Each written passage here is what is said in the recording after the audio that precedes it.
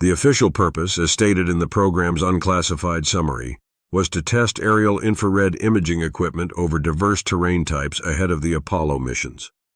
That is the official reason. The Superstition Wilderness was on that list of terrain types. So was the Mojave Desert. So was the Colorado Plateau. 17 other locations across the American Southwest were also on that list. All of those other locations had their survey data released through standard federal channels within 2 years. The Superstition Wilderness data was never released. When I filed a FOIA request asking for the 1968 Project Earthscan survey data for the Superstition Wilderness specifically, the NASA Office of the Chief Information Officer responded in writing. The response stated that no records matching that description exist within NASA's holdings. I want you to sit with that. The program existed.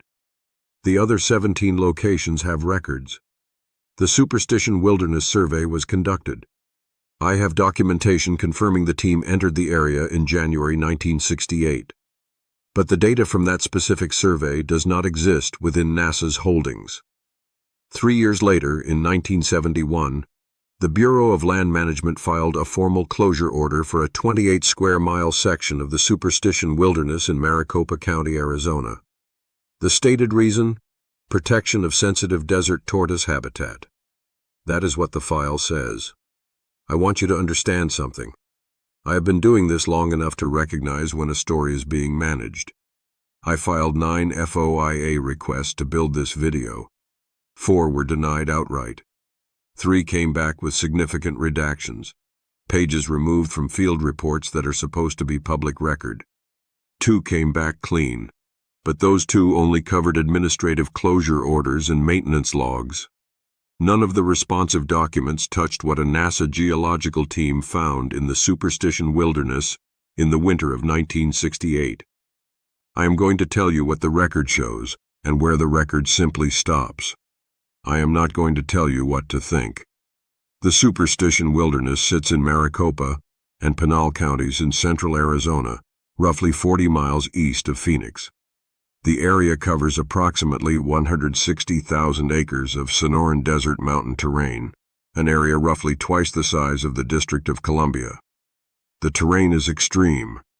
The Superstition Mountains themselves rise to over 5,000 feet from a surrounding desert floor that averages about 1,500 feet in elevation. The landscape is defined by volcanic rock formations, steep canyon systems, and dozens of unmapped cave and shaft openings that have never been formally cataloged by any federal agency. The Bureau of Land Management has managed this area since 1964 in partnership with the Tonto National Forest, which surrounds most of the wilderness boundary. Most Americans know the Superstition Wilderness for one reason: the legend of the Lost Dutchman's gold mine, a supposed ore deposit that has attracted thousands of prospectors, treasure hunters, and amateur explorers since the 1870s. The federal agencies that manage this land lean into that history. It drives tourism.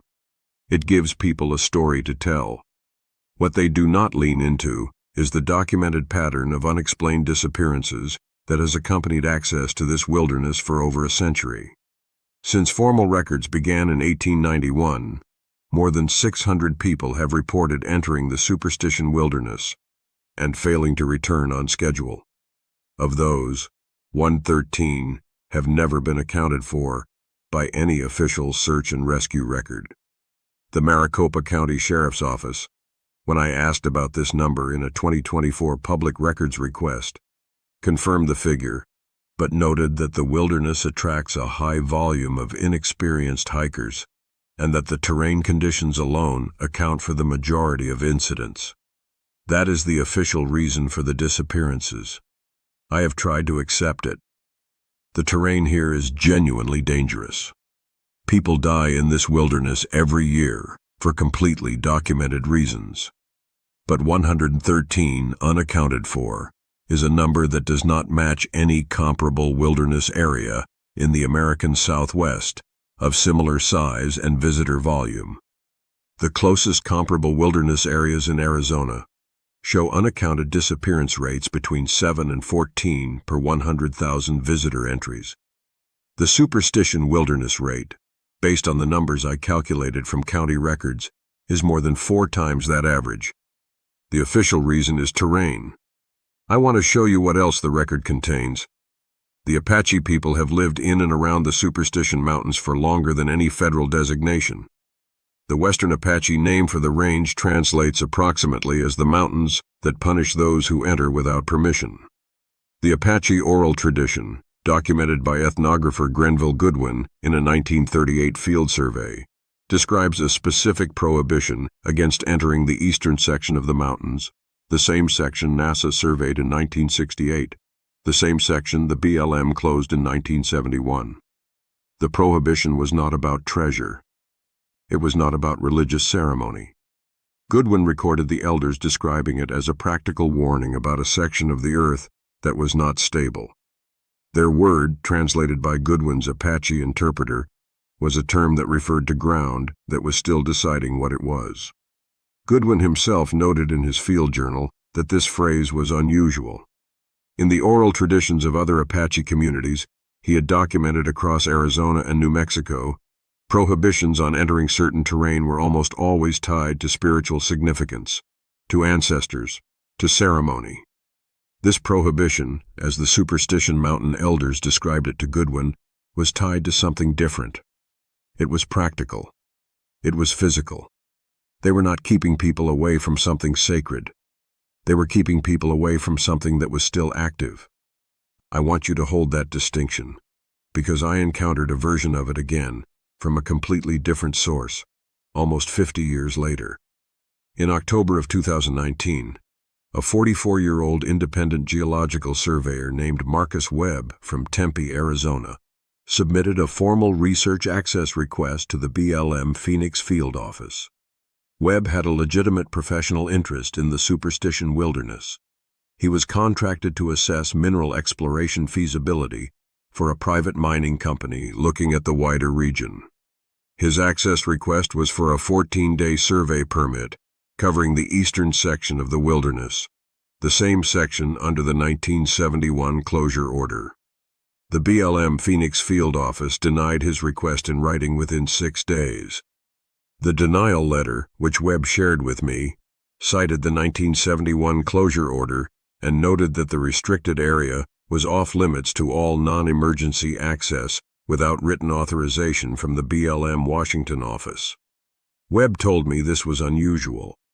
He had filed dozens of similar access requests for restricted federal land in his 20 years of work. Most denial letters cite the specific regulatory basis in detail. The letter he received from the BLM Phoenix office cited only the existence of the closure order itself, with no elaboration on the regulatory basis for the ongoing restriction. Webb appealed the denial. He requested specifically a copy of the original 1971 closure order's supporting documentation, the scientific or administrative basis for the restriction. The BLM sent him 47 pages in response. 31 of those pages were fully redacted. The unredacted portions described standard BLM field survey procedures, equipment manifests, and personnel rosters. Nothing about why the area was closed. Webb is not a sensationalist. He is a professional geologist with a commercial interest in the region. He told me, matter-of-factly, that in his experience, that level of redaction on a 50-year-old closure order suggests one of two things. Either the original documentation contains information that would create a current legal liability for the agency, or it contains something the agency considers operationally sensitive, which he said was an unusual category for BLM land management files. He said he stopped pursuing it because his client eventually selected a different survey area. I did not stop. But Marcus Webb and the BLM denial are not why this section of Arizona has been off-limits since 1971.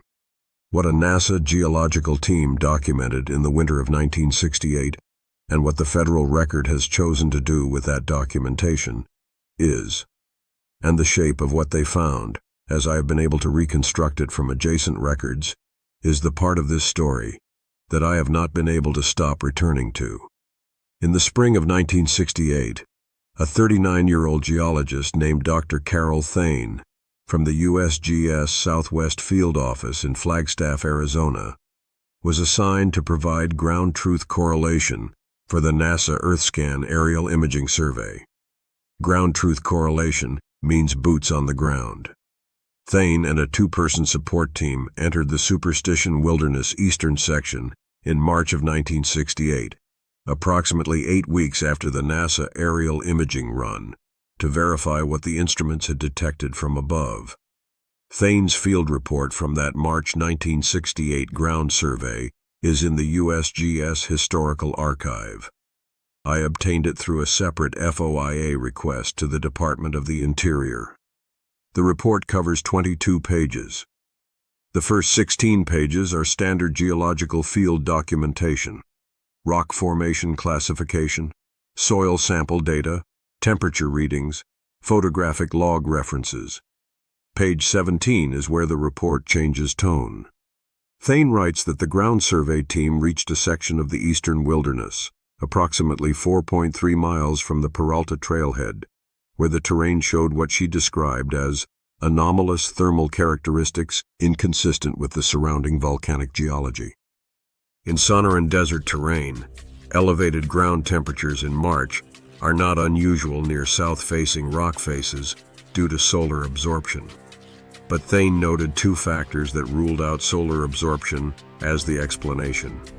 First, the elevated temperatures were present on north-facing rock faces, which should have been the coolest surfaces in the terrain at that time of year.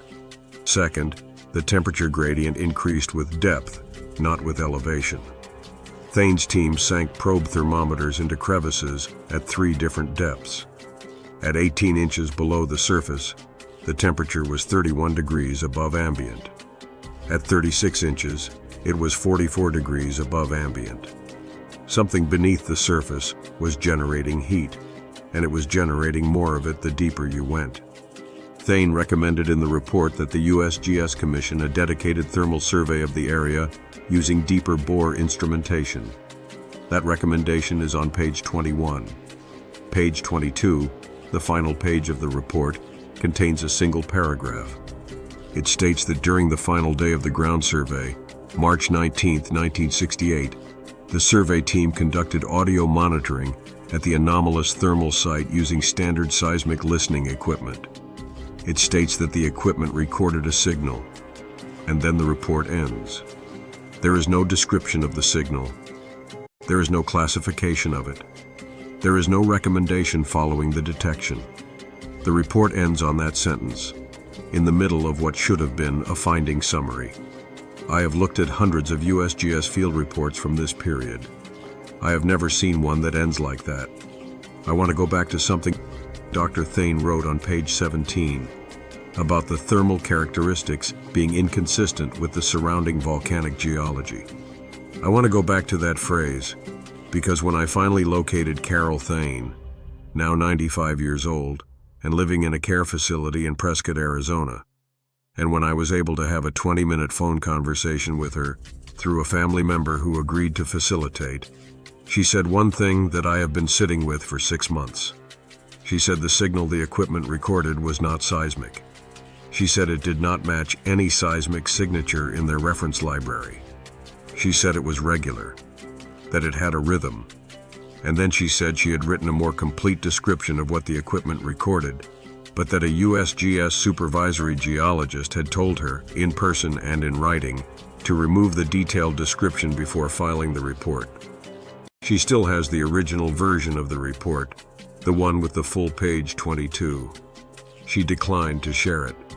She said she had signed something in 1968, and she was not going to spend the end of her life in legal trouble over a rock formation in Arizona. Rock formation. That is what she called it. I'm going to tell you what I know from the record, and then I want you to decide what to do with the word she used. In 1971, 3 years after Carol Thayne filed a truncated field report about an anomalous thermal site with a rhythmic underground signal in the eastern Superstition Wilderness, the Bureau of Land Management issued Closure Order AZ-PHX 710039 for a 28 square mile section of the same area. The stated reason in the closure order: protection of Mojave desert tortoise habitat. The Mojave desert tortoise, Gophorus agassizi, does not have its primary range in the Superstition Wilderness. Its documented primary range is west of the Colorado River, in the Mojave Desert, roughly 200 miles from the Superstition Mountains. A 2003 U.S. Fish and Wildlife Service tortoise distribution map, which I obtained through a public records request, does not identify the Superstition Wilderness eastern section as tortoise habitat of any classification. The stated reason for the 1971 closure, tortoise habitat protection, does not appear in any U.S. Fish and Wildlife Service record as a basis for designating this specific area as a protected zone. I have tried to find where the tortoise habitat designation came from. It is not in the BLM closure orders supporting documentation, most of which is redacted. It is not in any fish and wildlife correspondence I have been able to obtain. It appears to have been inserted into the closure order as a justification with no underlying scientific record to support it. The official reason is tortoise habitat. The science that would underpin that reason does not exist in any document I can locate. In 1994, a 31-year-old BLM field officer named James Areola from the Globe, Arizona District Office was assigned to conduct a routine boundary maintenance survey of the 1971 closure area. Boundary maintenance surveys are standard procedure. They verify that closure markers are intact, that unauthorized access has not occurred, and that the land conditions within the restricted area match the management plan. Areola had been with the BLM for 6 years at the time of the 1994 survey. He had conducted dozens of similar boundary checks across central Arizona. He described the superstition assignment as routine when I contacted his former colleague at the Globe District Office, a retired BLM administrator named Sandra Holcomb, who confirmed the 1994 survey and described Areola as thorough and methodical. Areola spent 4 days in the field. His written report, dated November 1994, covers 16 pages. Areola reported the boundary markers were intact. He reported no evidence of unauthorized access. He noted that the terrain within the restricted area was consistent with surrounding wilderness terrain. And then, on page 12, Areola wrote something that his supervisor at the Globe District Office flagged for review. He wrote that on the morning of his third field day, while conducting a survey of the northern perimeter of the restricted zone, his compass began behaving erratically in a specific area approximately 4.1 miles from the Peralta Trailhead. The compass deviation was significant, between 18 and 34 degrees from true north, varying inconsistently over a roughly 400-yard stretch. Areola noted that compass deviation in this range typically indicates subsurface metal deposits. The Superstition Mountains do have known iron and copper deposits, which can cause minor compass deviation. But the deviation he recorded was not minor, and it was localized. Outside that 400-yard stretch, his compass read accurately. He also noted in a sentence that his supervisor underlined in the document I received that during the period of compass deviation, he could hear a low sound that he described as coming from beneath the ground. He described it as rhythmic. He noted it was not wind noise or the sound of his own equipment. His supervisor's note in the margin, handwritten, reads, "Omit paragraph 4, page 12 from final submission, standard deviation, non-anomalous." Areola's final submitted report does not contain that paragraph. I have the draft version. It was filed in the Globe District Archive and not flagged for removal until 2006. The archive was digitized that year, and a review flagged the draft as a duplicate record. The draft survived the digitization process in a secondary archive file. The thing I cannot get past is this. Carol Thayne in 1968 described a signal with a rhythm recorded by seismic equipment at approximately 4.3 miles from the Peralta Trailhead. James Areola in 1994 described a low rhythmic sound coming from beneath the ground at approximately 4.1 miles from the same trailhead. The margin note calling it standard deviation, non-anomalous, was written by a supervisor who was not in the field. Two separate federal employees, 26 years apart, the same area, the same description. Neither of them knew about the other's account. There is one more detail from the record that I have not yet mentioned, because it does not fit cleanly into the timeline I have described, and I want to be honest with you about that. In December of 2007, a 56-year-old retired USGS technician named Harold Breck from Tucson, Arizona, posted a 17-paragraph account on a geological hobbyist forum describing a field assignment he had participated in at the Superstition Wilderness in the summer of 1976. Breck was not a scientist. He was a field technician, the kind of person who carries equipment, takes readings, and writes up observation logs. He was on a routine USGS groundwater monitoring survey that brought his team within the boundary of the 1971 restricted area because of an administrative error in the team's permitting paperwork. The error was caught on the second day of the survey.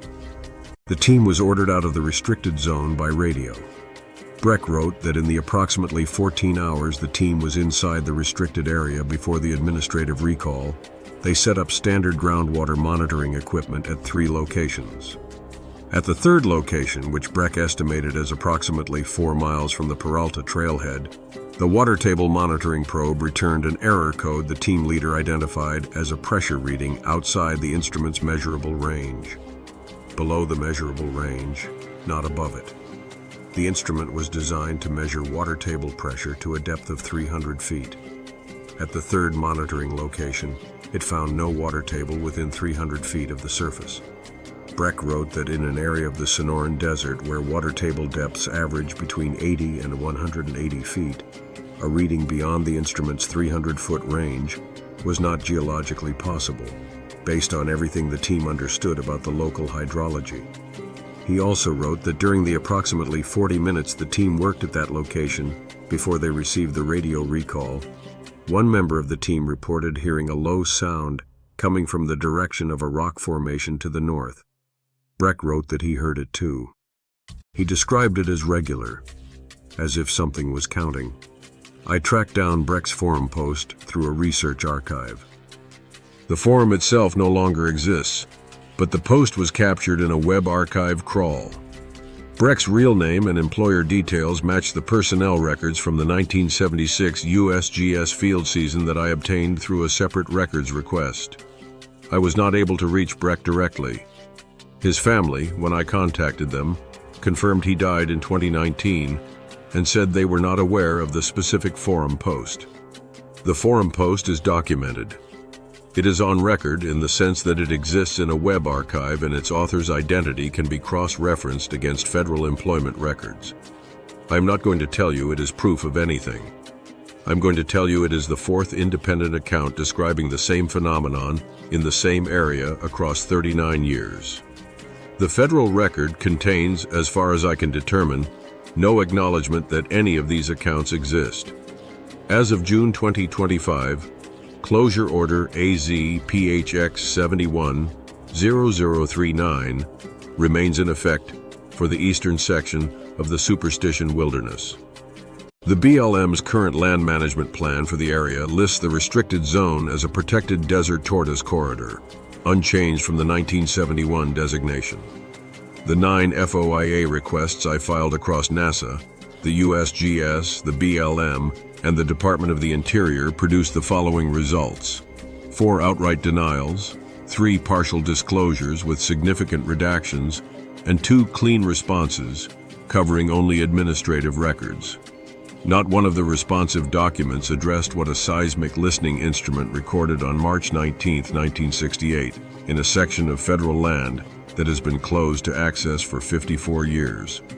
The hiking trails adjacent to the restricted zone are open to the public. Thousands of people walk through this wilderness every year. The Peralta Trailhead, the primary access point nearest to the restricted zone boundary, still has no posted warning about the closure area other than standard federal land boundary markers. There is no sign explaining what the restricted section is for. There is no sign explaining why you cannot enter. There's a small metal post with a regulation placard stating that entry is prohibited and that violators are subject to federal citation. A BLM spokesperson, when I asked in a 2024 press inquiry about the status of the 1971 closure order and whether any scientific review of the basis for the closure had been conducted since its issuance, responded with a form letter. The letter stated that the closure was consistent with current BLM land management priorities and that no review was currently scheduled. The files are still sealed. The closure is still in effect. The stated reason still does not match the scientific record. The 1968 NASA survey data for the Superstition Wilderness is still listed as non-existent within the agency's holdings, 56 years after the aircraft flew over the eastern section and its instruments recorded whatever they recorded. I keep thinking about Carol Thayne, 95 years old, telling me she had signed something in 1968 and was not going to spend the end of her life in legal trouble over what she called a rock formation. I keep thinking about page 22 of her field report, the full version that she still has, the version that describes in detail what the seismic equipment recorded on March 19, 1968, and that has never been part of any public record. I keep thinking about James Ariola's draft report, the paragraph his supervisor told him to omit, sitting in a secondary archive file for 30 years because nobody flagged it as anything but a clerical duplicate.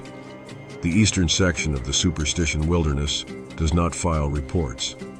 It does not respond to FOIA requests.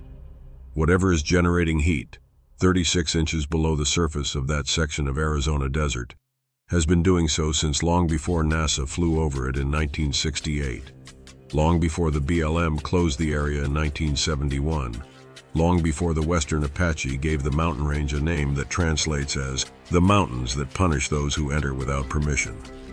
Whatever is in that section of ground has been there longer than any agency that claims to manage it. It has been patient. It will continue to be patient long after the last closure marker is replaced and the last field report is redacted and filed. Subscribe so the next one finds you. Comment the word mapped below so I know who made it to the end. All accounts in this video are based on documented records, public filings, and first-person testimony provided voluntarily.